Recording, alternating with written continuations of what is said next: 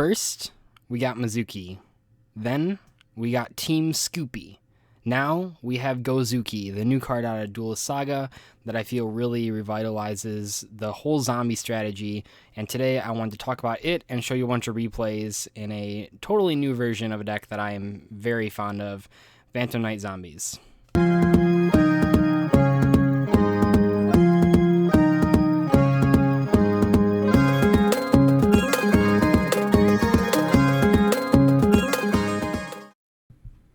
I already made a video talking about Theseus, so I don't think I really need to hone in on how good I think that card is, but it's really good, and it changes zombies in a lot of ways, and it changed PK zombies in a lot of ways as well. The main one being, that I talked about in my deck profile earlier, was that I don't like Gofu in PK zombies because it was a brick. It was always just a brick.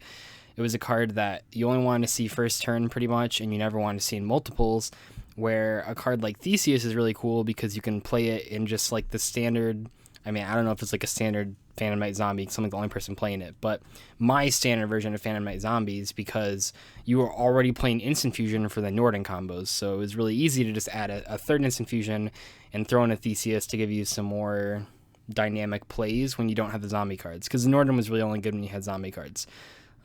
So that's sort of like the overview of how this deck was going already.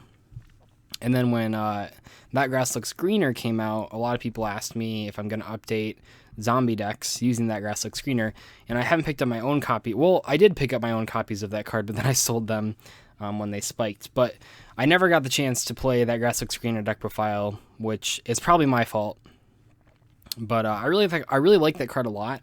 And I think the deck that I was going to play in was like Skull Servants, but then, like I mentioned in that video, boy, we're just calling out all the videos right now. But as I mentioned in that video, Olinthio had already posted almost my deck card for card just by like accident, because, and it's, I don't know if it's by accident, because like we both had so much testing with Skull Servants, and we both love that deck so much that just like naturally we'd have like parallel thinking, which is a word I hate to use, but we just had parallel thinking to get to the same conclusion with Skull Servants, and that was kind of funny but also kind of annoying because then I couldn't post the deck profile. Anyway, though, the other deck that I wanted to play Grass in was Phantom Knights, because you can send a whole bunch of Phantom Knights, and then you can send all the trap cards. Because, like, when I originally played pure Phantom Knights, everyone was playing 9 traps. So you'd play the 3 Fog Blades, the 3 Swords, and the 3 Wing, and that was to maximize your Dante Mills. Well, the problem is that it was really inconsistent because you would just draw a whole bunch of them in your hand, and that'd be really bad. But when you play Grass, you only have to play 2 Wing and 2 Sword, because you only really need to mill 1 of each of them off of Grass, and you're pretty likely to when you have 2 copies of each and you're milling like 23 cards.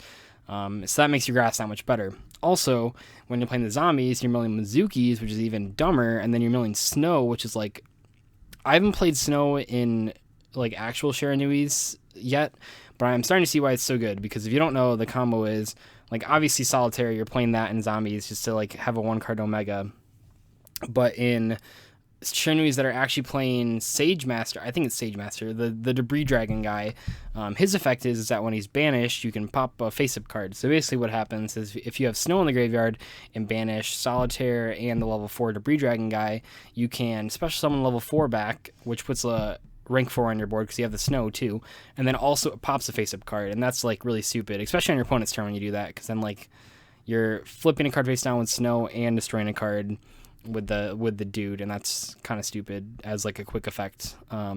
So I know a lot of people know about the combo. I thought I would mention it because I didn't know about the combo because I was stupid. So that's kind of my thoughts on that. But anyway, why I want to pick this deck now, why I finally have profiled this deck, well, I guess this isn't a profile, but you get the point. Why I'm finally showing this deck in a replay and showing some gameplay is because Gozuki came out. So Gozuki has 2 effects. One is sort of like Unizombie, where when it's on the field, you can just send a zombie from your deck to the grave. There's no level manipulation, but it's whatever. And then also, when it's sent to the graveyard, you can banish a zombie besides Gozuki from your grave to special zombie from your hand. As these gameplays will show, hopefully, I know there's a couple in here, Gozuki is really, really good. And in a lot of the cases that you were going banish Mizuki to summon a Mizuki, the Gozuki's is infinitely better because it's like the same thing, but also you put another Mizuki in grave because you can just put a Mizuki in grave, and it doesn't have any battle restriction like Unizombie does as well.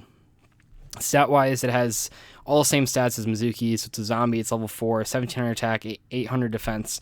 I believe I have all that correct. Please don't kill me if I have it wrong.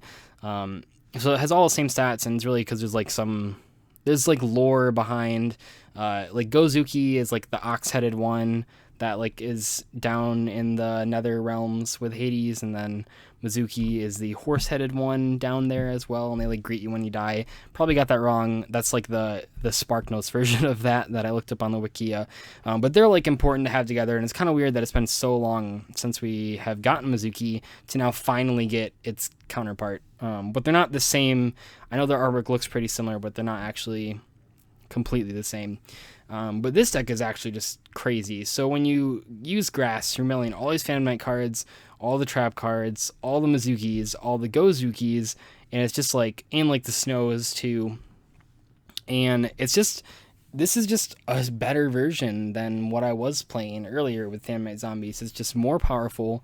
I'd say about the same consistency. I mean, because now, I mean, you're playing more cards, but you have a lot more cards that like do things. Like if you have Solitaire and Mizuki in hand, that's now double Omega, because you go Solitaire in a Unizombie send Gozuki, and then Gozuki effect banish the Solitaire, especially the Mizuki from your hand, synchro for an Omega, and then do stuff, and then you can banish a Mizuki to summon the Gozuki effect to send a Mizuki's effect to summon the Unizombie, discard a card to make another Omega. And that was probably hard to follow, but trust me, it's a legal play. Just go through it. And I think I do it in one of these gameplays. But that's really cool. It just gives you more good cards to draw. When you're playing a 60 card deck, you want more good cards to draw. And I mean, Gozuki sort of is like when White Princess came out, and I was like, oh, it's just like 3 more copies of Unizombie for whites or for Skull Servants, and it's like, that's really cool. But obviously, regular zombies are just objectively more consistent than Skull Servants, so it's like, don't play Skull Servants anymore. But you can just play Gozuki in any zombie deck, even as just like a 1 of. I'm playing it in these gameplays as a 2 or a 3 of, depending on which gameplay we're watching. Because like I said, we're playing a lot of different ratios of cards throughout the replays that I do.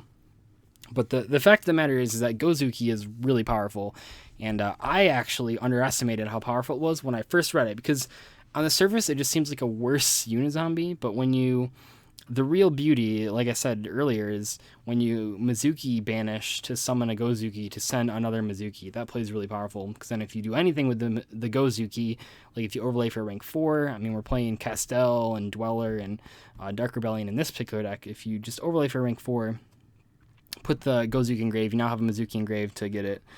So it's just powerful. And then some of the other cards that I was playing this deck were like, I really, really like Lost Wind just in general.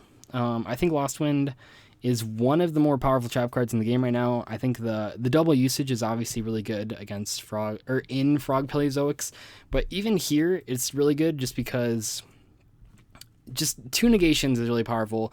And then in this deck you can recycle it with Omega, which doesn't come up a ton because there's so many good cards to recycle in this deck. But on like let's just say you open Solitaire, Lost Wind, and like nothing else. Like in that scenario, you probably would put back the Lost Wind because you have like nothing else to put back besides like the Mizuki. But it really just depends on your hand. But I always like cards like that are just give you more options. But Lost Wind has the potential to just be a constant piece of effect negation during every single turn. That's just crazy. Some other stuff to mention, I barely drew DDR in any of these gameplays. I think this particular match is the only match that I actually drew DDR, which I thought was funny. I play around that card a lot. I liked it in the older versions, but I think Grass might just be too powerful to where the DDR doesn't matter. Maybe I'm wrong. I don't know. There's like some hands that I drew where the DDR was pretty important, or would have been pretty important. But I feel like there's always so many good cards. I mean, look at this right now. Even if I didn't have the DDR, like I'd have a Soul Charge, I have an Instant Fusion, just all this stuff that makes it really good. I'd say one hindrance to this deck that I found was that the extra deck space is so tight. There's just so many cards that I want to play, so many cards that come up. Like I'm only playing 2 break swords here, and like I feel like you need the Dweller just for like a rank 4 to summon that you can instantly detach from. Emerald also came to mind, even like Diamond Direwolf comes to mind, but Castell and Dark Rebellion are just too good not to play. In some of these gameplays, I was playing the rank up card, but I eventually cut that because it was really inconsistent. But yeah, I like this deck a lot. I think it's actually really good in a format without D barrier. And hint, hint, wink, wink. I will see you guys later. Bye.